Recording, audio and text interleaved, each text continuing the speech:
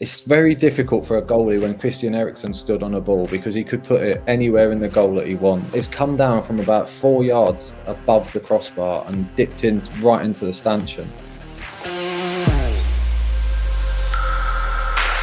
Nigel Adkins approached me the day before we played Gillingham away and said that I don't make enough saves in training, so George is going to play. Instead of being in a hostile environment behind a desk and two people shouting at each other, I used to take you for a walk around the training ground. I think even as a player now, I still remember that was probably one of the best atmospheres of losing a game I've ever felt. Like, I've never seen anything like that. The fans, like you said, all stayed. They all cheered us off. It was amazing. This is the Sheff United Way podcast. Before we get into this Boxing Day podcast with Mark Howard, I would like to tell you about a fantastic YouTube channel that you should all subscribe to. The League of 72 is a YouTube channel dedicated to all things EFL, from live shows to behind the scenes footage and even interviews with current players and managers. Relating to us, they currently have the Blade season review from the 2018-19 promotion season, which is a great watch whatever mood you find yourself in. But not just that, also there's a terrific interview from our old gaffer Chris Wilder. And as this is a YouTube channel all about the league that we play in, there will be lots more Blades content coming up in the near future. Anyway, that's it from me, so take it away, Hal. It is our absolute pleasure now to welcome a London-born shot stopper who represented Sheffield United for 4 years between 2012 and 2016, a man who holds the club's consecutive clean sheet record of 8 games and played in some memorable matches for the Blades. Welcome to the Sheff United Way from myself, Hal, and in a moment you'll see in good nick, Mark Howard. How are we doing today, sir? Good, thank you. Thanks for having me on. Thanks for coming on, mate. You are our first goalkeeper on the channel, which I'm really, really looking forward to. Oh, God. A bit of pressure there, then. No, not at all. For me to come on, we'll have to get Paddy Kenny on at some point. Well, we nearly got Paddy Kenny on, but we won't talk about that. Well, Mark, I think the thing is, one of the reasons we really wanted to get a keeper on is every outfield player we've spoken to says the same thing. You're all mad. Probably. Yeah. Probably tend to agree with them. We're probably the most calm and calculated, but with a bit of stupid in us. Well, you have to be, don't you? I mean, at the moment, I'm training my nephews in football, and neither of them want to go in goal because they'll get hurt. They're only 4 and 6, and I would imagine that at that age, you were already throwing yourself in front of things. Yeah, I think I was 6, when I first started going to goal, and being a goalkeeper, getting hurt is the fun bit. It's the bit where like people go, "Oh, that must hurt," and you're trying to put a brave face on it, and you definitely don't rub it. You're just like, "Yeah, that's the bit I like." Exactly. Just prove that you're absolutely mad. So let's crack on into it. You are from London, as Hal's just said, and you started your career with Arsenal. So what's it like being part of kind of that setup? Because we know a hell of a lot of great players have come through the Arsenal Academy. Yeah, it's obviously amazing. Even when I was there, it didn't quite seem real. I always got told to use it as the best education you could get in football. And obviously at that time we had an incredible team. And I think one of my first full seasons, like being involved in a youth team up to the first team, was the Invincible season. And what a season that is to learn from. Yeah, absolutely. Who did you play with then during your time at the Arsenal youth setup? The names that we would know have gone on to make it pro. Obviously, I'm going to mention Cesc Fabregas is probably the biggest name. Never heard of him. Through there, yeah. I remember one of his first days when he was only 15, coming into the dressing room, not speaking a word of English, and there's a few crazy 17-year-olds, like all from like London based, and he just didn't have a clue what was going on. But yeah, that whole team, we had Fabrice Mwamba, we had Ryan Smith, a really good winger, we had Anthony Stokes, Nicholas Bentner, Arturo Lupoli, a striker. There's a couple of Blades in there, isn't there, Hal? Two former Blades in Stokes and Lupoli. Stokes, yeah, exactly. And then obviously at the back there was big Johan Djourou, and we had some really good players at that time. Wow, that is crazy. Some great names in there. Did you play with any of the first team at that point? Did you ever get a chance to mingle with them? Yeah, so in my first season, I was kind of just youth team. I managed to get my reserve team debut when I was YTS, and then at the end of that season, Martin Keown invited me to be part of his testimonial. So he played an Arsenal Legends team, beat an England Legends team, and I managed to come on for England for the last 15 minutes in that game. Playing at Highbury, one of the last games there, it was just incredible. The dressing room that day, obviously David Beckham and Paul Gascoigne, Ian Wright was in the team, John Terry, Ledley King. The team was immense. And then there was me at the back at 17-year-olds in a triple XL kit, just looking really out of place. Oh, brilliant. So from there, you went to Falkirk on loan, is that right, in 2005? Yeah, I just recently recovered from breaking my thumb in training. And it was one of them that I'd had a taste in all of the pre-season games playing for the first team. So I'd done the pre-season trips and the Ajax tournament and met Diego Maradona on that trip because we played against Boca Juniors. And then, I broke my thumb as soon as we came back. There was a chance that I might have been involved in a Champions League game or two because Jens squirted water at the referee. But then I literally broke my thumb that week and that was the end of it. So, a few months later, I found myself out on loan, which was one of the best learning curves I could have ever asked for in football. Being, I think I was 18 or 19 at the time, and going up to Scotland and finding out what real men's football was about and what winning mattered, like how much it matters.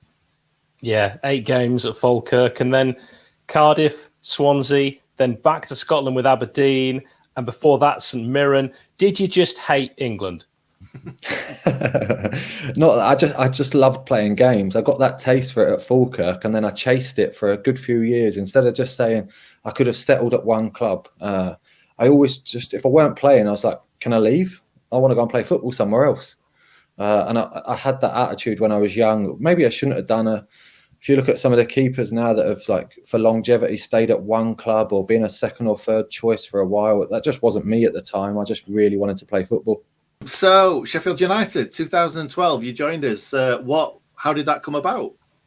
I was at Blackpool at the time, and I'd only signed a short-term deal there with Ian Holloway, and I ended up getting in the team over Christmas, and I felt like I did well enough to stay in the team. But then again, they had another great goalkeeper in Matt Gilks, and I knew games were going to be hard to come by. So the goalie coach at the time, George Woods, he recommended me to Danny Wilson, and I can't speak highly enough about Danny Wilson, just as a man, how honest he was. And as soon as I met him, and he offered me that opportunity to come across, and he said, like, we were flying at the time, the team, and Steve Simonson was doing well. I think we were top of the league when I first signed. He just said, look, come, move across, get your family settled, and then we'll have that opportunity maybe like next year to play no matter what league we're in. So it was an easy decision for myself. You mentioned Steve Simonson. You had to wait for your opportunity at beautiful downtown Bramall Lane behind Simo. What was Steve Simonson like off the pitch? Were you friends, or was there that rivalry? Tell us there was a simmering rivalry. Simo's a lovely guy. A bit strange, but we all are. So, he had his own little quirks and that, and he used to do some funny things that really made me laugh. I'm quite a loud and outgoing person, and when I seen Simo want to change his woolly hat because his woolly hat was too wet in training, I totally lost the plot. I thought it was hilarious. But he was a really good goalkeeper. Probably towards the back end of his career, didn't get as much credit for carrying on at the level that he did. I got on really well with Simo, and obviously the penalty miss in the final is what a lot of people will remember him for. But obviously I knew him on a day-to-day, and he was a lot better than people gave him credit for. I was a little bit worried there. I was thinking, shall I ask the question about the final or not there? Definitely ask it. Yeah. He's not remembered too fondly at Sheffield United, obviously. But what I want to know, and I think this is a question that I was going to ask further down the line, but between goalkeepers, do you have a massive rival? I know Hal just touched on it there, but do you want the goalkeeper that's in front of you to make a mistake? Do you want him to drop a howler? Is that what you want? You want to win 4-3 if you're not playing.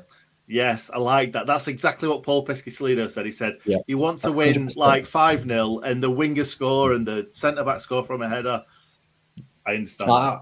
Obviously, when you're on the bench and you're not playing, you're devastated. You want to be in the team, but you still want the team to do well. So if we won 4-3 and the keeper made 3 mistakes, I'd be quite happy. I'd be sitting there clapping my hands, to be honest. Every goalkeeper, you get along really well because you're so close in training every day. You work solid for 2 hours every day with this the other goalkeepers. So you've got a great relationship and a great bit of like banter and camaraderie as well. Obviously, everyone talks about the Goalkeepers Union, and it is a thing. But come Saturday, and you're the one that's not playing, you do have that thought in your mind of, I should be playing.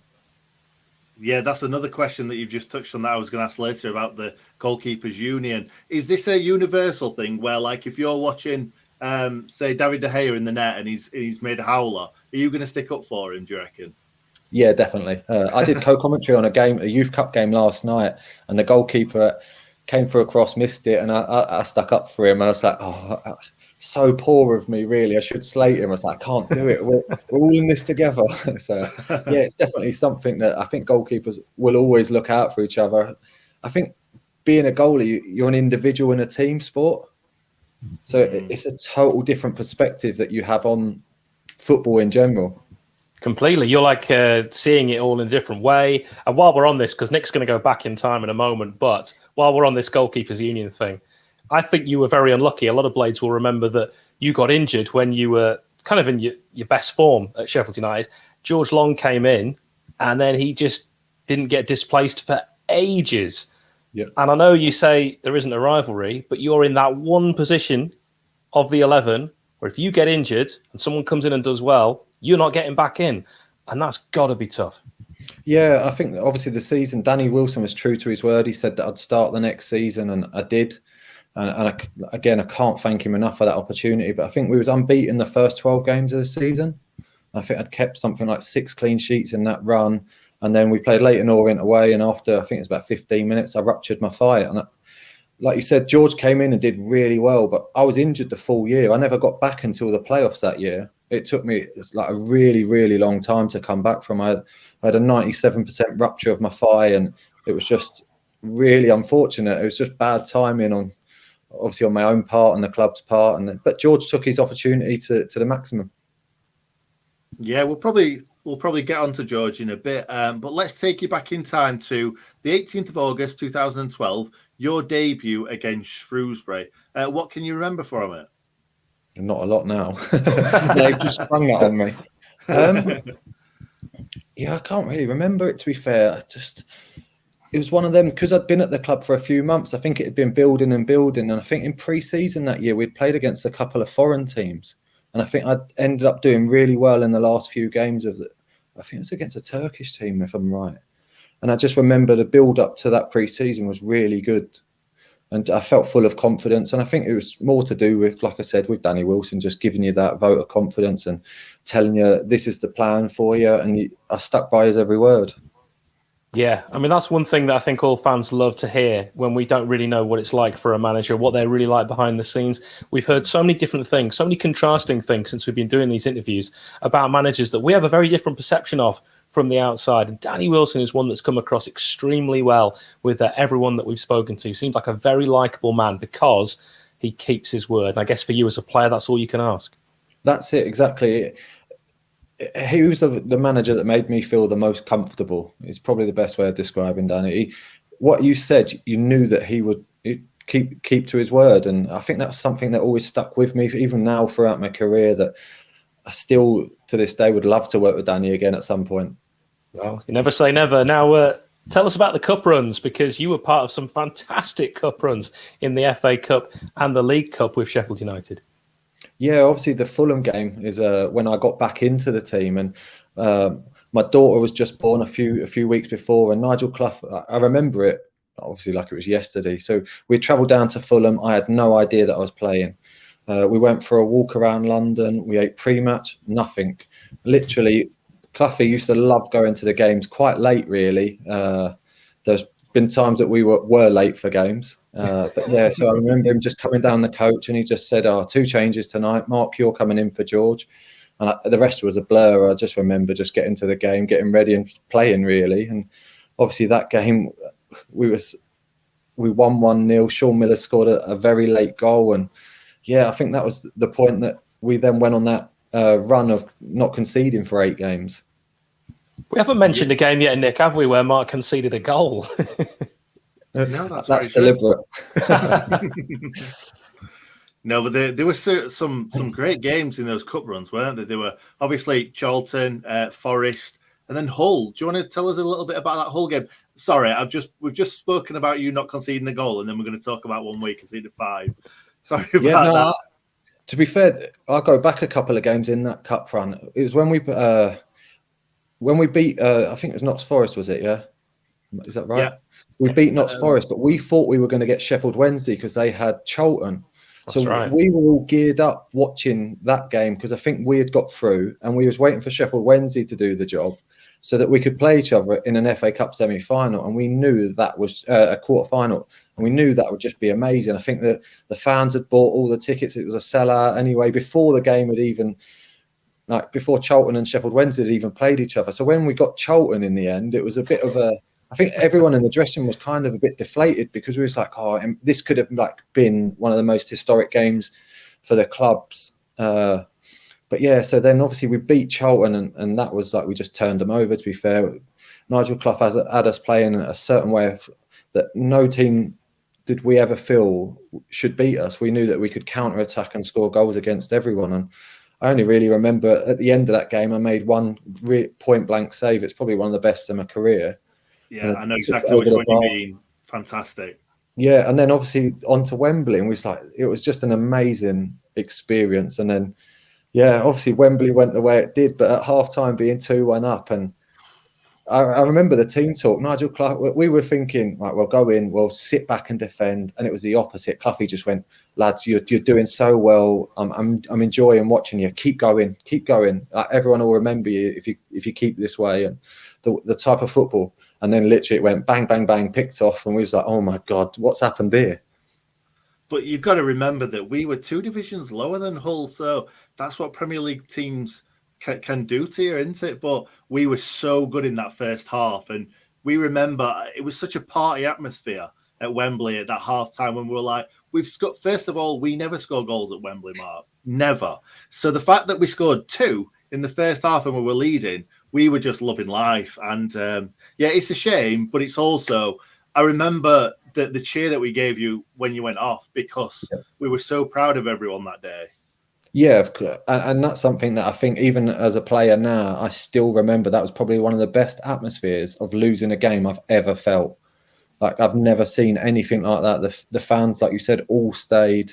They all cheered us off. It was amazing. And I think that even the way that we played that day, it was like the fans really backed us then. It was like we gave everything we had. We lost 5-3 to a team that was in the Premiership at the time, 2 divisions above us. And I think that that was a moment that the fans went, cool, I could really get behind this team. There was 4 really famous fans in the crowd that day. There was Joe Root, Billy Sharp, me, and Nick. So it was quite a lot of Sean Bean then. Sean Bean, it didn't come. No, Sean Bean was there, but he's not as famous as he's not as famous as you two, is he? No. To be fair, there was also the cup run, the League Cup run as well. That wasn't the same year. That was the year after. Year after. Right. Well, that was the funny thing. After the FA Cup run the year before, all the team talks, all of the lads in the dressing room were like, "Come, how have we done that from League One? We'll never ever experience anything like that again." Little did we know next year another semi-final. Actually, before we get on to talking about that one, I'd just like to talk to you about the end of that season, the season before, when everything we touched turned to goals, and it just felt like we were gonna go up that season. I think it was John Brayford who said 2 or 3 more games and we'd have got into the playoffs, and then would have easily won those playoffs because of everything we were doing. We were winning. I said to, again, another one. I'm said to John Brayford that when me and my dad went to a lot of away games at the back end of that season, and every single time we went to a game, we were expecting to win and win comfortably as well. How did you guys feel in the changing rooms? Yeah, I think we were all full of confidence. It was just Nathan Byrne. I think he's one of my nemesis. I think, obviously the first leg against Swindon, we'd played really well, and they scored a goal from distance that I couldn't see, and one of them that I probably should have done a bit better at the time, but I saved a penalty in that game as well. And then I think we saved just a few penalties, didn't you, for United? Yeah, I have. Yeah, I've got quite a good record in my career. I saved one last week for Carlisle, so got a good record at penalties. But yeah, so I think we went into the second leg of it full of confidence, knowing that we were going to score goals. And obviously we did do that, but just not quite enough. Yeah, absolutely. So going back to that Spurs League Cup game, that was phenomenal atmosphere in the game. I don't really want to bring this up, but I'd love to hear what you had to say about that Christian Eriksen free kick, because that is the greatest free kick I've ever seen live. Yeah. Obviously, I think it's a great free. The dip that he had on it. It's very difficult for a goalie when Christian Eriksen stood on a ball, because he could put it anywhere in the goal that he wants. And it's one of them that I've taken a slight step to my left, thinking he could go around the wall. And even if I stayed in the same spot, I still would not have saved it. It's come down from about 4 yards above the crossbar and dipped in right into the stanchion. But yeah, it was an actually stood on goal. the line to have saved that. That's how good it was. It was just fabulous. Yeah, but like that whole cup run again, I think we beat West Ham away. It was probably West Ham away was probably the best game I've ever played, like as a complete game. I remember making 4 or 5 saves. I think there was one deflection from Stuart Downing in the second half that's like it's dipped. It's took me to my left, and then it's dipped over my head to the right, and I don't know how I kept it out somehow. And then obviously went to penalty shootouts, and I end up saving a couple in that as well. And I think after, like, it was those sort of games, like the QPR game away, that even before the game, the lads, we were all checking the odds because we knew we'd win. We weren't allowed to bet on it, but we were going 4-1. We're 4-1. We're going to beat these, and it was like we knew we would. And I think the Tottenham game, it was similar. See the away game, the first leg of that. Apart from their penalty, they didn't really do a lot. Didn't really create a lot of chances. I think Harry Kane had a couple of shots that I blocked with my legs. There wasn't really a lot in it. And obviously Jay McEverly's handball swung that game. Yeah. And that gave them the advantage. But these things happen. But yeah, again, being back at Bramwell Lane in a semi-final of a cup in front of the fans was just incredible. Yeah, I remember doing shall we say, a fan's curse rather than a commentator's curse. Because I remember Che Adams coming on at that point. We'd not seen too much of Che Adams, and I said, it looks like we're not interested in trying to get back into this game then. And then he goes and scores 2 goals. Yeah, you wouldn't have known him at the time. He was probably the best finisher at the club at that time. Obviously, we had Mark McNulty that was a really good striker as well, Chris Poor. We had some good players, but Shea's finishing is just a natural ability to find the back of the net was incredible. So, yeah, when he came on, you knew that there'll be a knee slide coming out at some point. And then he got dragged away, didn't he? Because he celebrated, and I think was it Nigel Clough was really mad at him for celebrating because it's like we need to get back into this game. We need to get back into the game. His first goal. Stop celebrating. That's Cloughy to a T. Like he always felt like we had a chance, especially on the counter attack, to beat teams, and I think they counter attacked us, and that was our undoing. We missed a game out there as well. We also beat another Premier League team, didn't we? We beat Southampton with Sadio Mane playing up front for them. Yeah, again, that was another game that we never felt like we was going to lose. They had a chance early on where, like, I think I've come out wide and he's like flashed it across the goal like a cutback, and he's just drilled it wide.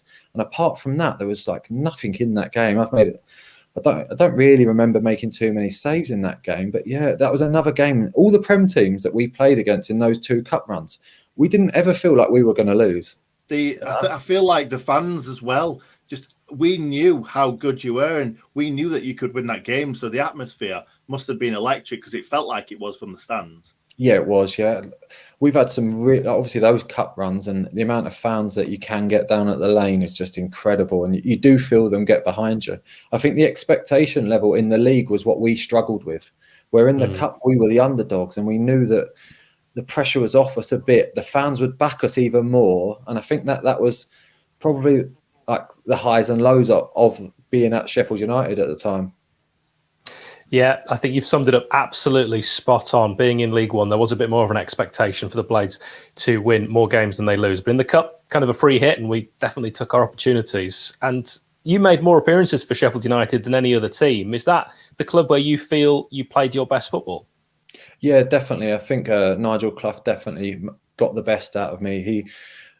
He saw an opportunity when I'd had my firstborn child that to ride that high. I remember it was before the Fulham game that he actually said that, like, I can tell that you're emotionally at the top where you should be, and you've been training really well, so you just deserve an opportunity. And obviously it was a cup game to get me back in the team, but I ended up doing well enough in that game and then stayed in the team. And I think that's where the consecutive clean sheet run come from, was off the back of that. And it was a cross that eventually was the one that was scored against me against Wolves. Yeah, exactly. I've got that same feeling every time I think about it. So that's obviously not a highlight of yours, but what was your highlight, your biggest highlight? We've spoken about a lot in this already, but what was your number one favourite kind of moments at Sheffield United? Yeah, obviously the clean sheet run was obviously incredible for a goalkeeper. But yeah, I would say the Charlton game at home, like in front of the Kop, like to make that save in the last minute, that meant we definitely went through to the semi-final. I think that for me, like, that's just sticks in my memory so much. The atmosphere that night I think, like I said to you before, we was meant to be playing Sheffield Wednesday if they'd have done the job against Charlton, and I think that the fans were all geared up to that, and I think it's probably our record attendance for a long time, that game at that period. And I think that just the atmosphere that day at home was just one of the best I've ever experienced. Do you think we'd have beaten Sheffield United at Sheffield Wednesday as well in that game? I think the way that we were set up, I think that we always favoured ourselves in the cup, and we were full of confidence, and we knew that we could do a job against any opposition. I think that wouldn't have been any different. I think there'd have been a lot more pressure on them, really, because they were in the league above at the same time. And I think that, again, it was just managing that expectation level of it being a big derby. I think it would have just been an incredible experience to be involved in. That means, Hal, that we'd have absolutely hammered him, and Mark knows it. He'd have a statue right now outside Bramall Lane if he'd made a save like that against Jordan Rhodes or some piggy scum. I don't know who was playing for them then. Who cares? Who cares? I pay Leon no Clark, maybe. Leon Clark. You know. Yeah, we still got to Wembley at the end of the day, so you can't take anything away from us for that. No, absolutely. And we won't. What we will say instead is you're bound to have had some good friends in the dressing room at Sheffield United. Who sticks out? Who are your best buddies during your time? Yeah, I'm still good mates with Ryan Flynn now, Chris Porter. I still speak to Harry Maguire every now and then. So, yeah, Matthew Hill as well. I still speak to quite a few of the lads, Chris Basham and Billy Sharp as well. Like the sort of people that you just really clicked with in a dressing room. And yeah, like me and Flinny still speak weekly, every few days really. Normally I'm abusing him about something he's put on social media. And yeah, just I think that time of that, like you said, it was the most appearances I've had, but the longevity that I was there for 4.5 years, and the relationships that you build up. Again, obviously, I felt like I should have played a lot more games there and was hampered due to injuries, but I'd never swap that, my experience at Sheffield United. Good. I mean, you can't answer this, but were there any wrong uns? Yeah, loads. You can tell us after. So, how did you leave the Blades? What happened? It was a Nigel Adkins at the end of his era. Just, I remember, I have that feeling too. But he's a really nice guy. Everyone keeps telling us that. It's terrible at managing football clubs. Yeah, well, all I remember is in pre-season, I didn't let a goal in that pre-season. And then George had been away with England under 20s, I think it was. And then, so he came back a week before the season started. And Nigel Adkins approached me the day before we played Gillingham away and said that I don't make enough saves in training, so George is going to play. And I remember like ripping my hair out at the time. And Nigel Adkins just meets you with a smile and a nice, calm demeanour. And it's hard to argue back at a manager like that. And I just remember, like, I thought, this could be me here. If he's already saying that and it's the first day of the season, I'm up against it. And then obviously we went to Gillingham away. We lost 4-0. And none of them were George's fault, but I think it was just what I needed almost to happen. And I feel sorry for saying that towards George, but I ended up playing in the cup game on Tuesday, kept another clean sheet, and then I stayed in the team then. But I always just felt that there was something against me. I wouldn't say a vendetta. I just felt that for someone to say you don't make enough saves in training, but I don't let many goals in an actual match was really hard to take. Yeah. Was the biggest room in your house the room for improvement? That's a How long have you Adkins thought line. about that quote there? No, it's one of his, isn't it? He had a few quite Oh, strange quotes at the yeah. time. And not just Like that, the poems 7-Eleven's in always open, and if you're in trouble, Timpson's, put your boot Exactly. through it. Yeah, he had many, and you knew he was getting dropped if he was walking around the pitch on the Friday morning. He used to, instead of being in a hostile environment behind a desk and two people shouting at each other, he used to take you for a walk around the training ground. And you'd be walking, and as soon as you got to like the halfway line, you just want to turn and run. You was just like, I know what's coming here. Yeah.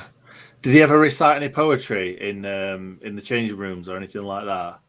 There probably was some. One story that still to this day I tell everyone, and it makes me laugh the most, is he's like the first day that he came in, we all met in the video analysis room, and like it's like a little theatre. There's all 30 seats, and he stood at the front and he goes, "Lads, I know that I can't hold your attention for more than 12 minutes. Every meeting that we ever have will never be more than 12 minutes." At the end of that meeting, 37 minutes later, he goes, "I won't do that again." Brilliant.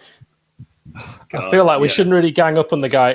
What I would say is that we've had a lot of players on that played under him, and various different people look at him in a completely different way. I think that's only fair. If you're a player that enjoyed playing under him or played under him at a club where he was successful, you'll obviously say different things. So we should be absolutely balanced and fair. And you've been like that, exactly that way with Danny Wilson and with Nigel Clough. Different experiences, different managers. I think what we will do as fans is purely just look at the results on the pitch. Yeah, exactly. I think, like you said, we all have our own rapport with a certain manager, and that's always the ones that plays you the most. Even if you don't agree with the tactics at the time, or if you don't even enjoy your football, as long as you're in the team, that's the best scenario for every footballer. So, yeah, obviously, I had some highs and lows, and a few injuries probably took me out of the team more than it should have done. So there's so many different factors that you've got to work out when it comes to playing games. So you never hold a grudge, really. No. Really. Really. Okay. So after leaving the Blades, do you want to tell us a little bit more about your career since leaving Bramall Lane? Yeah, obviously, when I left Sheffield United, it was the most surreal season this season after. I signed for Bolton, and I went in there really to be a one of two goalkeepers that was going to play. Me and Ben Amos were there, and Ben was a really good keeper, come from Man United and had started his career at Bolton really well. But that pre-season, I really took it upon myself to make sure that I experienced like that feeling. I never got promoted at Sheffield United, and I wanted to be part of something, and I knew that we had the squad there. So I worked as hard as I possibly could to make sure that I was in the team come the first day of the season. And it ended up being a brilliant season for myself. Apart from I broke my thumb halfway through that and missed 2 months. But yeah, we ended up getting promoted, and which is amazing to experience. And Sheffield United got promoted the same season. So it was kind of looking over your shoulder, making sure that both teams are doing well, really, because I still hold the club in such high regard. Oh, that's great to hear. That is so great to hear. Do you look for Arsenal's results first or the Blades? I'm a Tottenham fan, so definitely not Arsenal. What? Yes, exactly. So playing Tottenham in the League Cup home and away was probably, I should say, that's my career highlight. But no, yeah, I definitely look for my current teams and all the teams that I've played for first. Do you have plans for life after professional football, because you're still playing? Yeah, so obviously I'm still playing at the moment, and I still hope to. I'm 35, but I still feel good to keep playing. I'm probably fitter than I've ever been in my life. So hopefully I've still got a good few years left in myself, and I want to play a lot more games because of those injuries that I feel like I've missed out on. Yeah, so I'm currently studying a degree in journalism and sports media. So I'm doing that at the moment at Staff's Uni, and I've done a bit of work as well as a football consultant for an agency. So I'm also helping advise them on football, golf, a lot of other things. I'm trying to show that I've got a lot of leadership skills within myself, and I've always tried to be that guy in a dressing room that will be the organised one. And I'm trying to carry that forward as much as I can, as well as doing a bit of coaching as well. Have you had the chance to come back? Because I know you'd get a great reception. No, I actually haven't. It's something that I've been meaning to do with like the sort of football consultancy side. That I've been hoping to almost get into the co-coms for the radio as well. So anytime that the Blades are over in Lancashire, where I live now in Preston. So obviously I'd love to come and watch again. I've managed to get out and watch a lot of football this year, and it's something that I've been really interested in, doing scout reports and stuff like that. But yeah, to come back down the lane, it would be amazing. Well, we got Carla Saba a gig doing co-coms basically. So, I mean, who knows what could happen? You'll have to wrestle him, of course. We put him back in the spotlight. That's what he credits us anyway, so we'll take it. Well, we've kept you ages, mate. So thank you very much for coming and joining us today and sharing your stories. We've heard some brilliant stuff from you, and we wish you all the best in the future. Yeah, thank you. Thanks again for having us on.